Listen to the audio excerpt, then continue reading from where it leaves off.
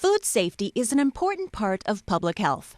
If the food we eat is not handled properly, it can make us very sick or in some cases kill us. This program will help you understand your role in keeping food safe and how to reduce the chances of making food that will get people sick. In Riverside County, it is required that anyone who works in public food service must get a food worker's certificate. The information presented here is designed to help you with the exam and with your job as a food worker by giving you basic food safety knowledge. We'll also give you an idea of what things the health inspector will be looking for when they do an inspection. Food protection should be important to everyone, but as a food worker, you are also responsible for keeping food safe for the public every time you go to work. Food also includes some things that you might not have thought about, like drinks and ice. Mishandling of these can make people very sick. Our bodies need food to stay healthy and strong. Sometimes the food we eat can make us very sick if it is not made safely. When someone gets sick from something they eat or drink, we call it a foodborne illness. Having a foodborne illness can feel a lot like the flu. Someone who has a foodborne illness would probably complain of upset stomach, vomiting, diarrhea, fever, and chills. Each time a person goes out to eat, they're trusting that the food being served will not make them sick. You, the food worker, play a very important role in making sure that people do not get sick from the food and drinks served by you. So why does only some food make people sick?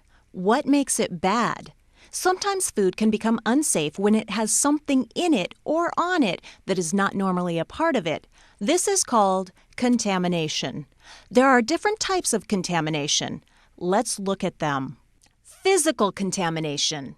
This happens when something you can see and feel gets into a food item.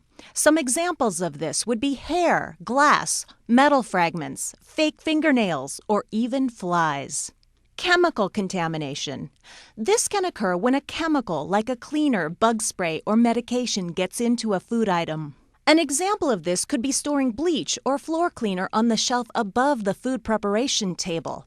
One accidental bump and the bottle could spill on the food. If a person eats food that has been chemically contaminated, they could be poisoned. Pathogenic contamination. This is the kind of contamination that is the most dangerous because it is impossible to see. These tiny germs, called pathogens, can end up on food and become thousands of germs. Some germs are more dangerous than others. Pathogens are germs that cause disease and include bacteria, viruses, fungi, and protozoa.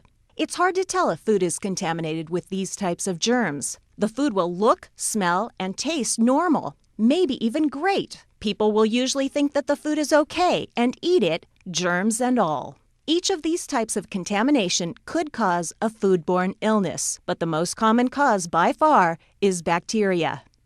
Babies, small children, pregnant women, very old people, and those who are already sick are more likely to get a foodborne illness because their immune systems are not as strong. Bacteria are everywhere and on everything. Pathogenic bacteria, the bad bacteria, can be found naturally in most types of food. They can also live on the surfaces around the kitchen and even on you. You might not even realize it since the germs are not visible. If you don't protect the food, those germs will end up in someone's meal. Bacteria can be transferred to foods where they are not normally found. This is called cross-contamination. Cross-contamination happens when the bacteria from one type of food comes in direct contact with another type of food. A good example of this is using one cutting board for different types of food without washing it between uses. Raw chicken is known for carrying lots of harmful bacteria. If raw chicken is placed on a cutting board, these bacteria will get all over the surface.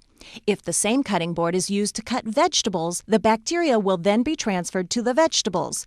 The vegetables are now contaminated with bacteria. Another way that food can become cross-contaminated is by food workers themselves. In fact, anything and anyone that comes in contact with food has the potential to contaminate that food.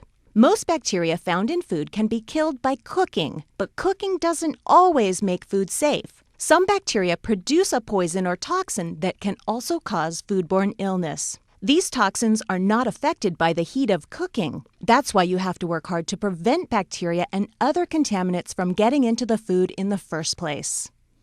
We are all sources of bacteria, and there are many ways that food handlers can contaminate food. Good personal hygiene practices like daily bathing and constant hand washing are extremely important. Bacteria can be spread when food workers forget these rules and handle food the wrong way. Here is a list of things you can do to make sure that the food you are handling stays safe.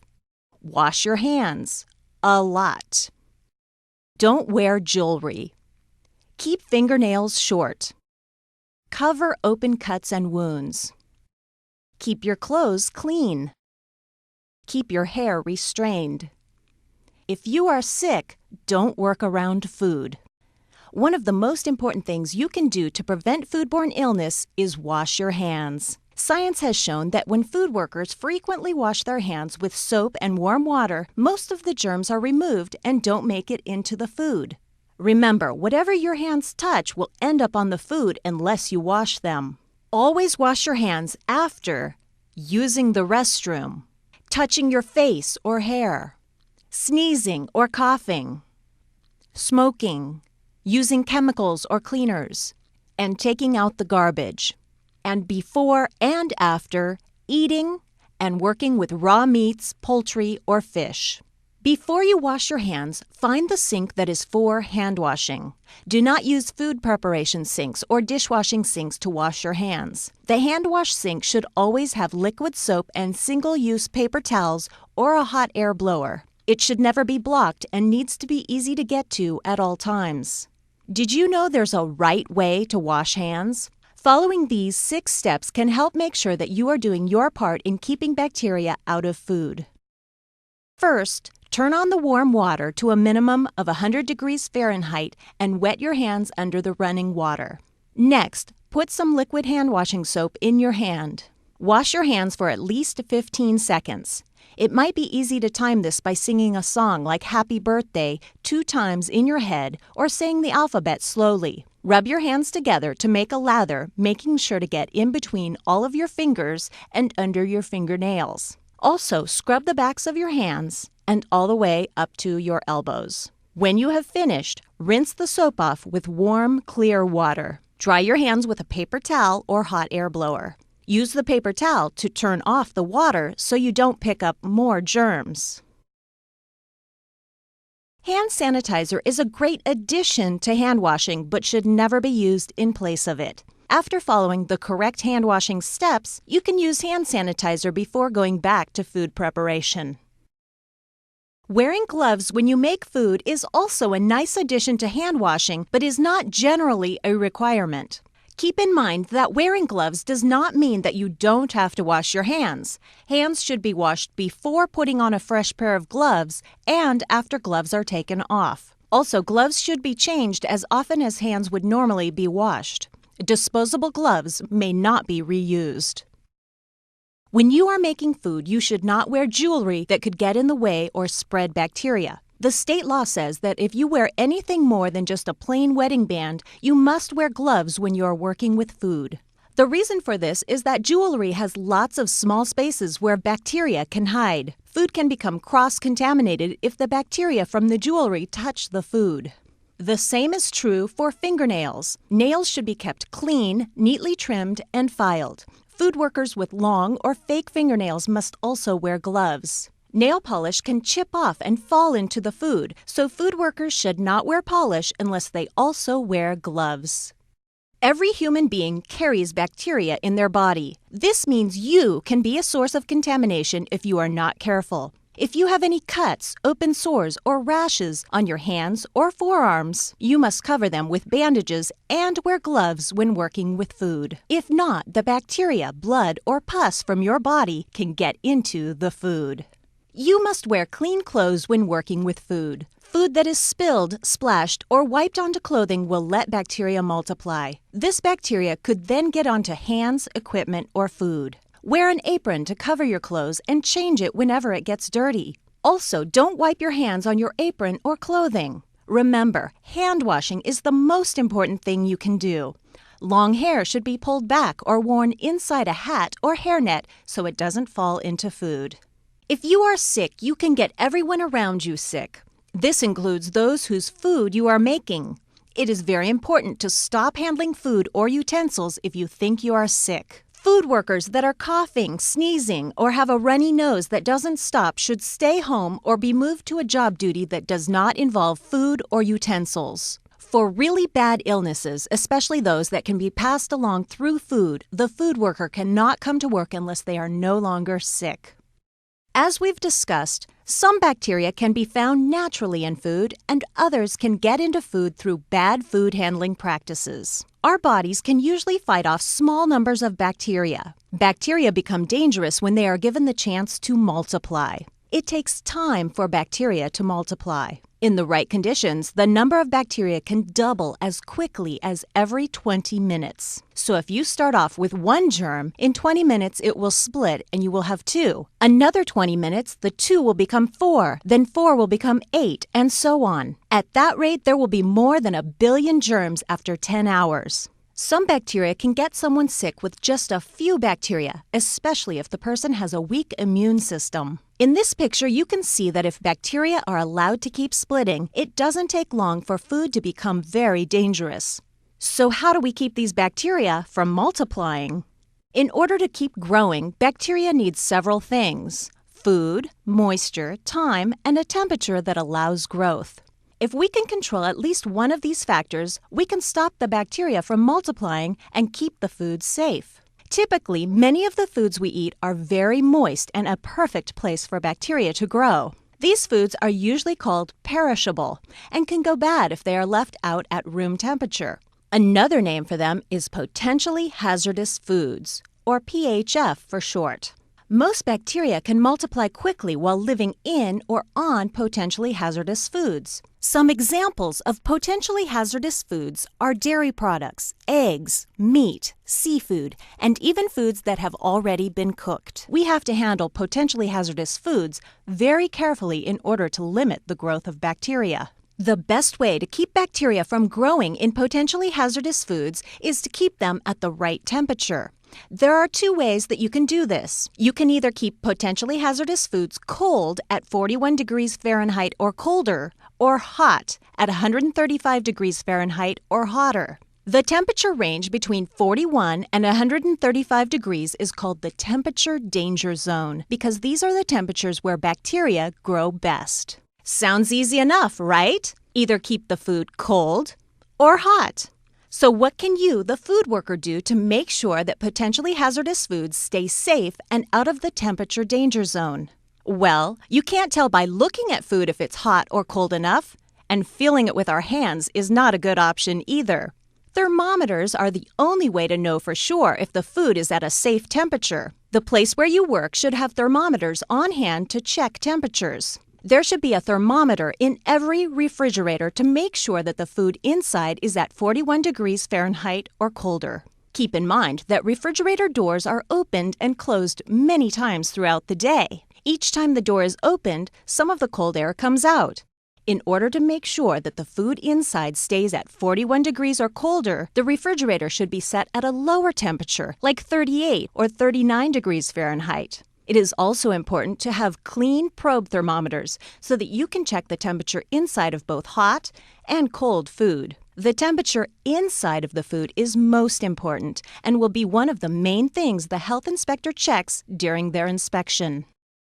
By cooking food to the right temperatures, most bacteria and other germs will be destroyed. This means that all parts of the food, even the inside, must reach a minimum of 145 to 165 degrees Fahrenheit, depending on the type of food. You can use a probe thermometer to make sure that you have cooked food long enough. Stick the thermometer into the thickest part of the food to make sure that it is cooked all the way through. Remember to clean and sanitize the thermometer between uses. Here are the minimum cooking temperatures and times. 145 degrees Fahrenheit for 15 seconds for raw shell eggs, broken for a single customer order and served right away. Fish. And single pieces of meat such as beef, veal, lamb, pork, or game animal. 155 degrees Fahrenheit for 15 seconds for hamburger or other meat that is chopped or ground. Raw shell eggs that are not served immediately for a single customer order or any other foods containing raw eggs. ratites, which are the bird's emu or ostrich, and injected meats that are injected with solutions for flavor or tenderness. 165 degrees Fahrenheit for 15 seconds for poultry like chicken or turkey. Comminuted poultry that is chopped or ground. Stuffed foods like fish, meat, poultry, ratites, or pasta. And stuffing that contains fish, meat, poultry, or ratites. Food that has already been cooked and cooled can be reheated and then served again. You must make sure that the food reaches 165 degrees Fahrenheit when it is reheated. Only after food has been cooked or reheated can it be placed in a steam table or other equipment for hot holding at 135 degrees Fahrenheit or above. Remember, the food must already be at 165 degrees Fahrenheit before it is put into the hot holding unit. You may want to save food that you have cooked so you can serve it again later. This is okay, but the food will need to be cooled to 41 degrees Fahrenheit quickly. This can be hard if you have a lot of food to cool. For example, if you have a large pot of hot refried beans and you put it into the walk-in cooler, the beans close to the sides of the pot will get cold quickly, but the beans in the center will stay in the temperature danger zone, sometimes for days. Food that stays out of temperature for a long time will grow dangerous levels of bacteria. This is why cooked food must be cooled quickly. You can take as long as 6 hours to cool hot foods down to 41 degrees Fahrenheit as long as they are cooled to 70 degrees Fahrenheit within the first 2 hours. There are several ways that you can do this. Large amounts of food can be split up into smaller, shallow containers. When cooling, food should never be more than 4 inches deep. Always use metal pans instead of plastic. Metal pans will help transfer the heat better so the food will cool down faster. You can also cool small containers of food by placing them in an ice water bath. When using an ice water bath, make sure that the container is pushed down into the ice water bath to the level of the food. If you don't, only the bottom portion of the food will get cold, allowing germs to grow on the other parts of the food. It will also help if you stir the food while it is in the ice water bath so it cools down faster.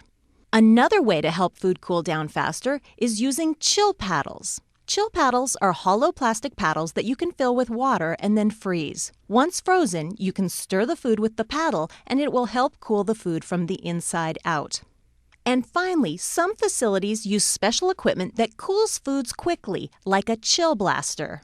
No matter which method you choose, use a probe thermometer to make sure the temperature is dropping in the right amount of time. It is always a good idea to keep written records of how much time it takes the food to get to the proper temperature. Did you know that there are only 4 ways to thaw food to keep it out of the temperature danger zone? You can thaw food while you are cooking it. An example of this is soup or stew. When you put frozen vegetables into the soup pot, they will thaw while the soup is being cooked. The best way to thaw food is in the refrigerator. This will take some planning because it will take a lot of time for the food to completely thaw. The good thing about using a refrigerator is that the temperature will never get above 41 degrees Fahrenheit as long as the refrigerator is working. Another way to thaw food is in a clean preparation sink. The sink should be filled with cool water so the food is surrounded. The faucet should be turned on so that the cool water is running over the frozen food. The cool water will thaw the food and flush away particles, but won't allow it to reach dangerous temperatures. The last way you can thaw food is in the microwave. This is a very fast way to thaw food. If you choose to use the microwave to thaw frozen food, keep in mind that the food needs to be used as soon as it is done defrosting.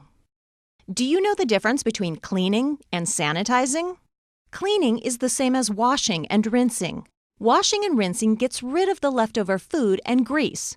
Sanitizing kills the germs. Items need to be washed, rinsed, and sanitized after every use, and sometimes more often. Utensils that are used for serving or cutting all day should be cleaned at least every 4 hours. In order to wash the dishes by hand, you need a 3-compartment sink, which is one large sink area with 3 sinks in it. 3 compartments are needed so that you can wash, then rinse, and also sanitize the dishes and utensils. There are 4 steps to make sure that the dishes, silverware, cooking utensils, and other food contact surfaces are safe to use. The 4 steps should be done in this order because if done incorrectly, germs might survive and people could get sick. Step 1 is dishwashing. Dishwashing is a very important part of food safety. After you scrape all of the food and trash off of the dish, wash it in hot 100-degree Fahrenheit water. This will take place in the first compartment of the 3-compartment sink. You can use regular dish soap and some sort of tool that will help you scrub the dish like a brush or a cloth. Step 2 is to rinse with warm water in the 2nd compartment to remove all soap and bubbles from the dish. After the dish is rinsed, it should be placed in the 3rd compartment for Step 3. Step 3 is sanitization. The 3rd compartment should be filled with water and one of the approved sanitizers, either chlorine bleach, quaternary ammonia, or iodine. The dish should be placed under the sanitizer water for 30 to 60 seconds, depending on what type of sanitizer you are using. If you're using 100 parts per million concentration of chlorine bleach, you will need to soak the dishes for 30 seconds. For 200 parts per million concentration of quaternary ammonia, the dishes should soak for 60 seconds. If you're using 25 parts per million concentration of iodine, the dishes should soak for 60 seconds. If you sanitize using hot water at 171 degrees Fahrenheit, the dishes should soak for 30 seconds. Step 4 is air drying. After the dishes have been washed, rinsed, and sanitized, they should be air dried and then put away. Do not use a dish towel to dry them, or you might recontaminate the dishes. No matter which method you use to sanitize the dishes, you will need to use testing strips to show that the dishes are getting sanitized. There are special testing strips to use with the different kinds of sanitizers. When they are dipped into the sanitizer solution, the strip will change color depending on how much sanitizer is in the water. The testing strips for chlorine sanitizer start out white and change to a bluish purple. You can compare the color to the key on the side of the container. This will tell you how much sanitizer you have in the water. The chart below shows that chlorine sanitizer should measure 100 parts per million, or ppm. That means for every million parts of water, you would add 100 parts of chlorine. This is about 1 capful of bleach for every gallon of water. At 100 parts per million, chlorine sanitizer will kill bacteria. If the reading on the strip is lower than 100 ppm, then you will need to add more sanitizer. If it is higher than 100 ppm, then you should add more water. Keep testing the water until you get the right mix of water and sanitizer. The strips for quaternary ammonia and iodine sanitizers can be used the same way. Follow the chart to make sure you have the right amount every time you set up the sanitizer solution. Some places have machines that will automatically wash, rinse, and sanitize the dishes. Dish machines are pretty easy to use, but they still need attention. Some dish machines use chemical sanitizers, similar to those we talked about for hand washing dishes. Other dish machines use very hot water to sanitize dishes. These high-temperature dish machines should have some type of built-in thermometer to measure the temperature of the water. When it reaches the plate, the water should measure 160 degrees Fahrenheit. Dish machines need to be checked every day to make sure they are working. It is best to check the machine in the morning before any dishes are run through it. That way, if there's a problem, you can fix it before the machine is used. For high-temperature dish machines, you will need to test that the water is reaching at least 160 degrees Fahrenheit in order to sanitize the dishes. This temperature can be measured with disposable heat strips that look like stickers but change color when they get hot. Dishes and silverware aren't the only things that need to be cleaned. Floors, walls, ceilings, equipment, and shelving all need to be kept clean and in good repair. If it is used daily, it should be cleaned daily. Some things even need to be cleaned every 4 hours. Make sure that you are cleaning in those hard-to-reach areas underneath, behind, and above shelving and equipment. Don't forget the restrooms and trash areas. Bacteria can live there too. It's a good idea to keep a schedule of cleaning so that nothing is left out. There are some things that are too large to fit in the sink or in the dish machine. These items must be taken apart and cleaned where they are. For instance, the mixer is too large to fit in the dishwashing sink, but it breaks down into smaller pieces that will fit. The process will follow all of the same steps that we talked about earlier. First, it should be washed in place with soap and hot water. Take a bucket of soap and water and a cloth right over to the area where that large piece of equipment sits. Then the equipment should be rinsed in place by using a clean, wet cloth to remove the soap. Sanitizing in place is a snap. Just fill a spray bottle with a mixture of sanitizer and water, test it with a test strip to make sure it's the right amount, and then spray the sanitizer on the surface of the piece of equipment. Don't forget to let it air dry so the sanitizer can do its job. As a food worker, you will probably use wiping cloths from time to time. These cloths are used to wipe down counters, tables, or food prep surfaces. Using wiping cloths is fine as long as they are used for one purpose only and stored correctly to prevent bacteria from growing. After a cloth has been used, it should be stored in the sanitizer solution. If not, each cloth should be tossed into the laundry hamper right after it is used. No matter if the sanitizer is used to hold wiping cloths or to sanitize dishes, it needs to be changed out from time to time. The sanitizer will get used up and there will be nothing left to kill the bacteria. Test it often. If the testing strip shows that the sanitizer level is too low, it should be drained and replaced with a fresh mixture. If there's not enough sanitizer in the bucket, you're left with a bunch of dirty water with lots of germs to spread around.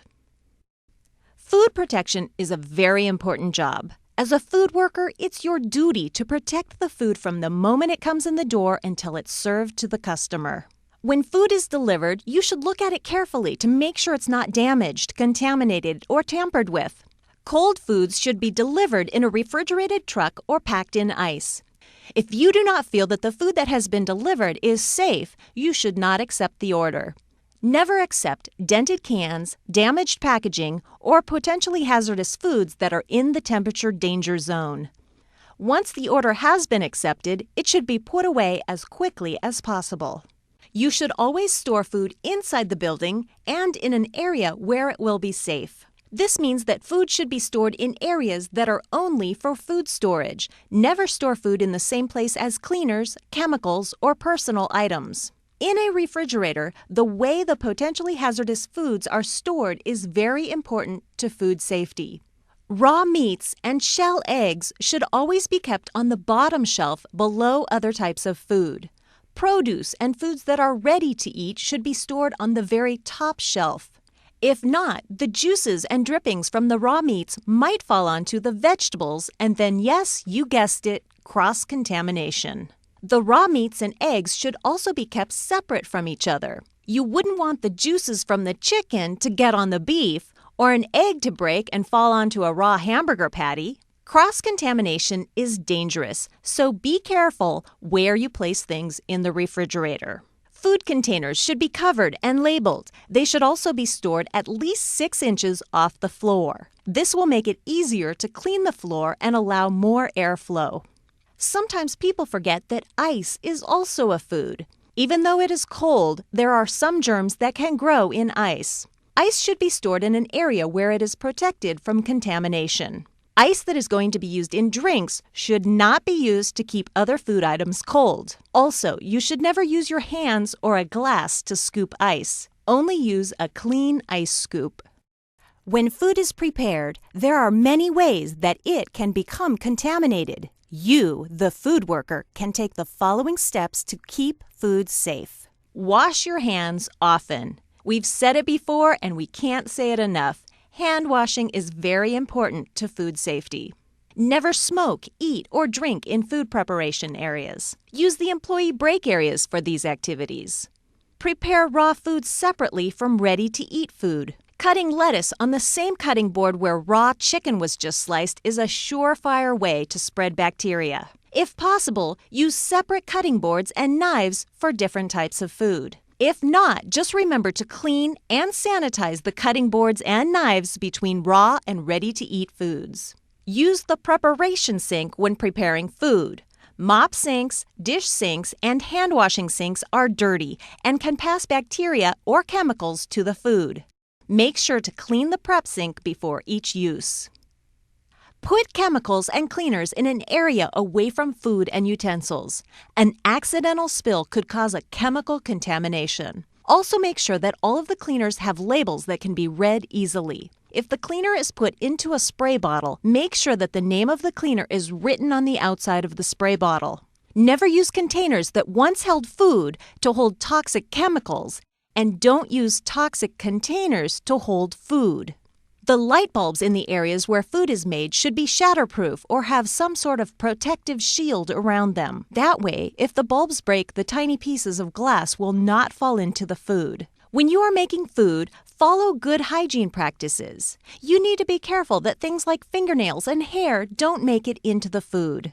When you serve food, try to use a utensil like a spatula or spoon. When you pick up plates, glasses, or silverware, make sure that you don't touch the part that will touch the customer's mouth. Leftover food should never be served to other customers. If the food has been served once, it should not be served again. Even if the customer didn't touch their food, it has to be thrown away. Only unopened, packaged foods like crackers and condiments can be restocked.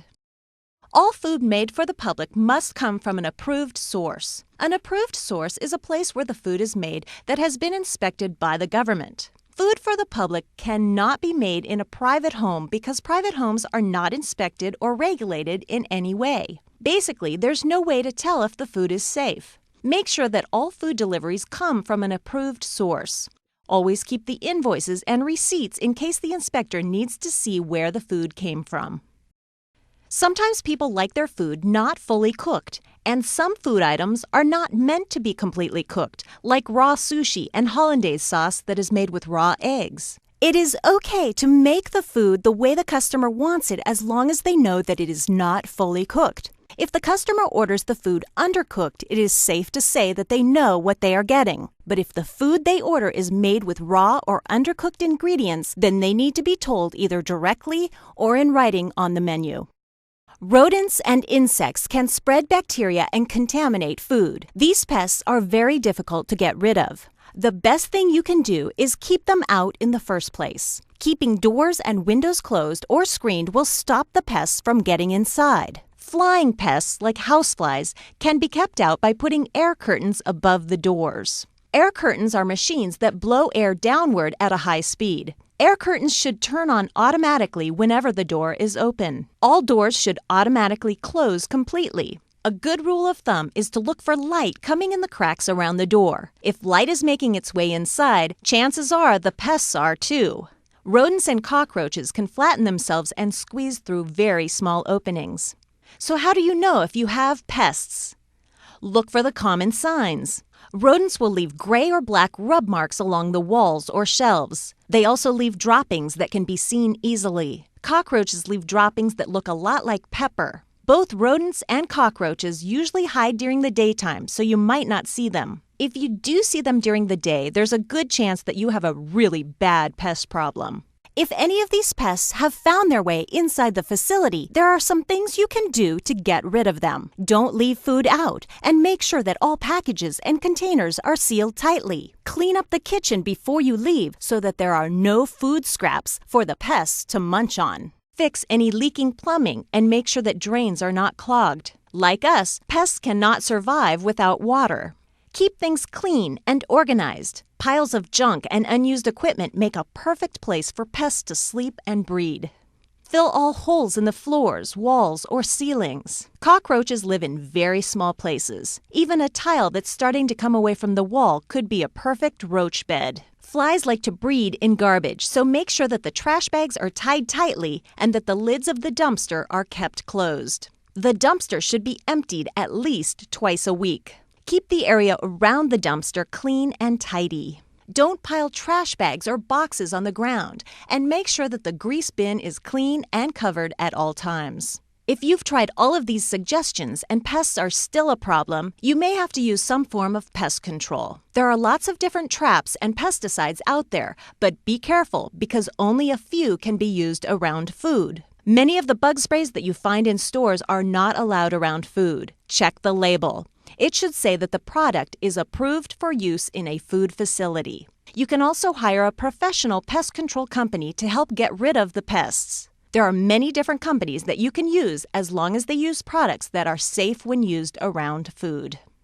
You will see a lot of different signs posted in places that make or serve food, but there are 5 that are required by law.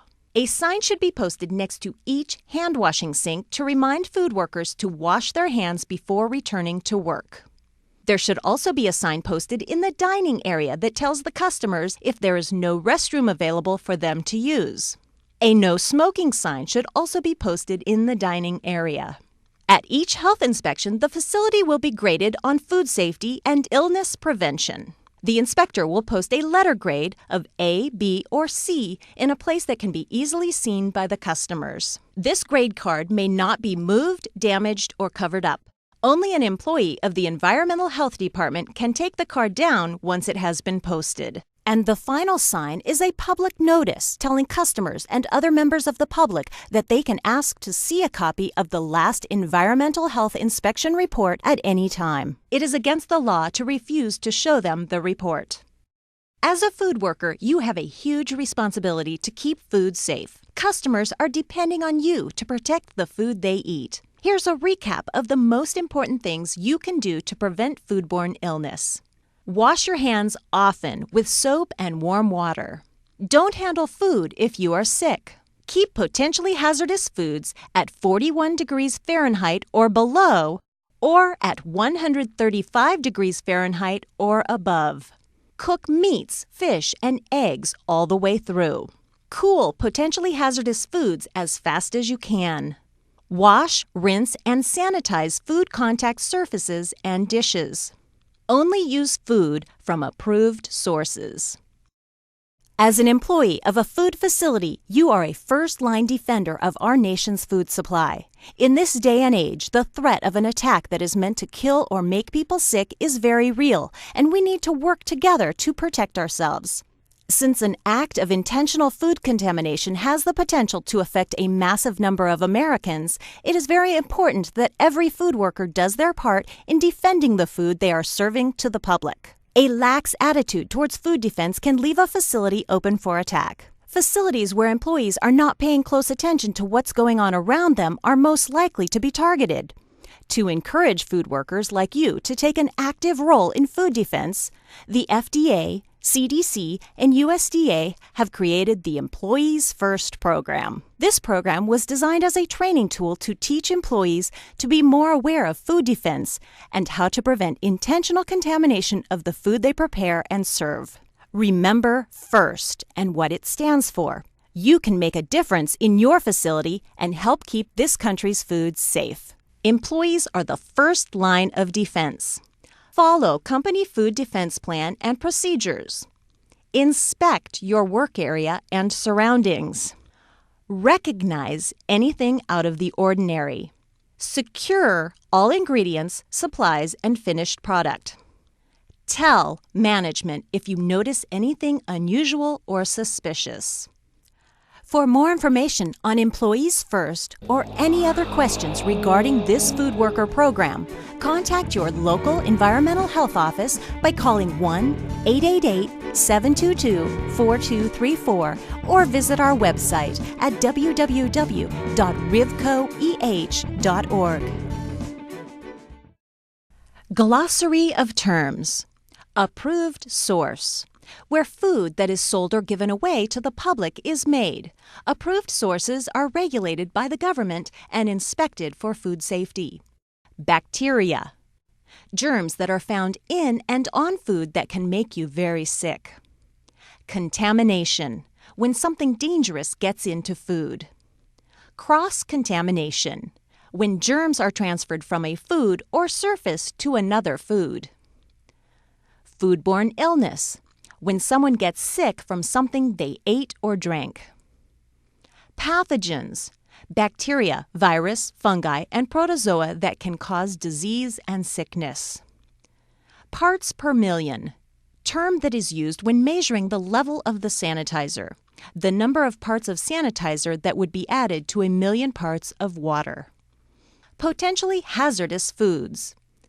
Food that can grow bacteria and must be kept under temperature control. Ready to eat. Food that will not be cooked. It is served to the customer to eat just the way it is. Sanitized. When the germs have been killed. Anything that comes in contact with food must be cleaned and sanitized before being used. Temperature danger zone. The temperature range between 41 degrees Fahrenheit and 135 degrees Fahrenheit.